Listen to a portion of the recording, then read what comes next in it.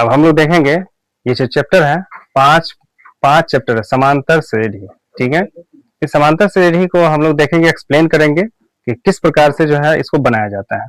जैसे आपके देख सकते हैं यहाँ पे कि बहुत सारे हमने फॉर्मूला लिख चुका है यहाँ पर। तो देखिए जैसे एपी में है कि प्रथम पद, द्वितीय पद, तृतीय पद और ये है अंतिम पद, ठीक है। देखिए हम लोग इसको स्टेप बाय स्टेप देखेंगे।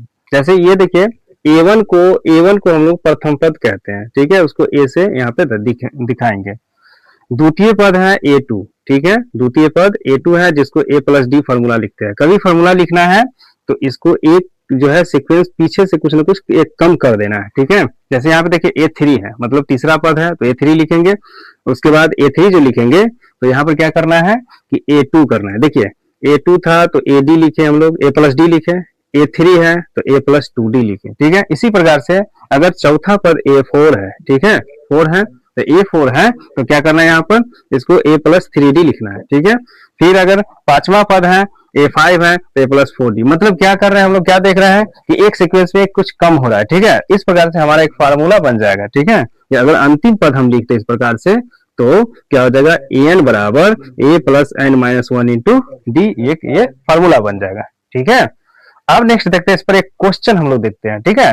देखिए जैसे यहाँ पे एक और फॉर्मूला है, ठीक है, बहुत ही भी फॉर्मूला है, इसके बिना तो बनेगा ही नहीं आगे, ठीक है। देखिए सारवंतर, ठीक है, सारवंतर बराबर होता है द्वितीय पद माइनस प्रथम पद, ठीक ना। जिसको इंग्लिश में या शॉर्टकट में लिखने के लिए यहाँ पे डी बराबर होता है A2 माइनस A1 होता है, ठीक है। इसको और अच्छे से हम लोग एक्सप्लेन करेंगे, देखेंगे, बट अभी थोड़ा सा देख रहे हैं हम लोग, एग्जाम्पल देख रहे हैं, ठीक ना। कहता है किसी एपी का प्रथम पद 8 है, किसी एपी का प्रथम पद 8 है तो A1 बराबर हम लोग क्या लिखेंगे, A1 मतलब A, ठीक है, क्या है 8 है, ठीक है। तथा सारवंतर जो है यहाँ पर D है। सारवंतर को किसी से इंडिकेट करते हैं, D से, ठीक है। तो सारवंतर कहता है कितना, D मतलब यहाँ पे 5 है, ठीक है। अब हम लोग इसको बनाएंगे कैसे, क्या कहा है कि 4 पद, कितने पद, 4 पद ज्ञात कीजिए, मतलब 4 पद आगे लिखिए, ठीक है। तो हम लोग प्रथम पद लिखे, प्रथम पद हम लोग के पास है कि A1 बराबर कितना होगा, 8 है।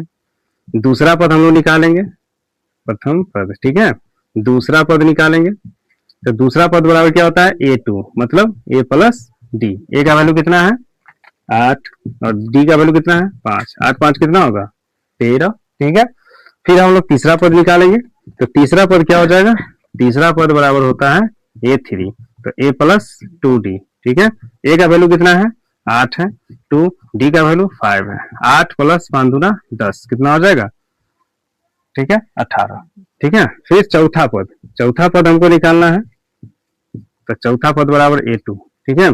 चौथा पद A2 बराबर क्या हो जाएगा, A प्लस 3D।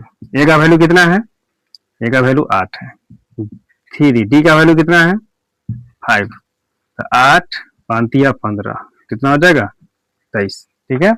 तो इस प्रकार से हम लोग देखें इस क्वेश्चन को। फिर नेक्स्ट हम लोग देखेंगे इसको और बेटरली अच्छे ढंग से देखेंगे, कल हम लोग देखेंगे।